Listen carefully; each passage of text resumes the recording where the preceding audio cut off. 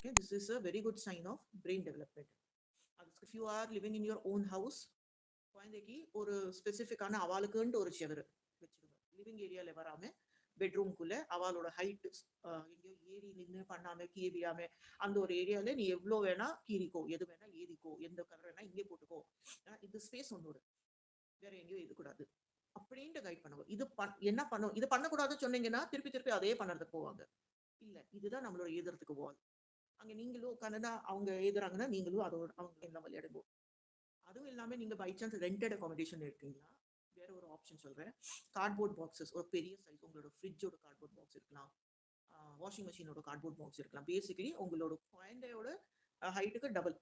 So and அது cotton, பெரிய cotton square shape cube ஷேப்ல வரும் இல்லையா, அது இருந்தாலும் போதும்.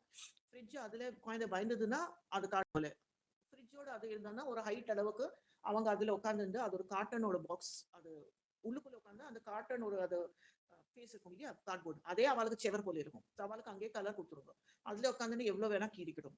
உங்களோட செவர் ரெடி ஆகாத அங்கேயே குழந்தை இருப்பா. பை சான்ஸ் அதுக்கு பயந்துக்கிறாங்கன்னா ப்ளீஸ் உங்க குழந்தைய சப்போர்ட், பரவாயில்ல உங்களை லேண்ட்லார்ட் கிட்ட பேசுங்க, சின்ன குழந்தை ஏதும் நாங்க இது இங்கதான் இருக்கோம், ஷிஃப்ட் ஆகிறதுக்கு முன்னாடி உங்களோட வீடை நாங்க பெயிண்ட் பண்ணி கொடுத்துருக்கோம் அப்படின்ட்டு சொல்லுங்க, கம்யூனிகேட் பண்ணிடுங்க லேண்ட்லார்ட் கிட்ட. ஏன்னா இது சைல்ட் டெவலப்மெண்ட்க்கு ரொம்ப முக்கியம். அவங்கள இது பண்ணக்கூடாது அப்படி பண்ணக்கூடாதுன்னு சொல்லக்கூடாது. ஃபர்ஸ்ட் இப்படிதான் எது கத்துவாங்க, நெக்ஸ்ட் தான் பேப்பர் பேஜ்ல எல்லாம் எது கத்துவாங்க.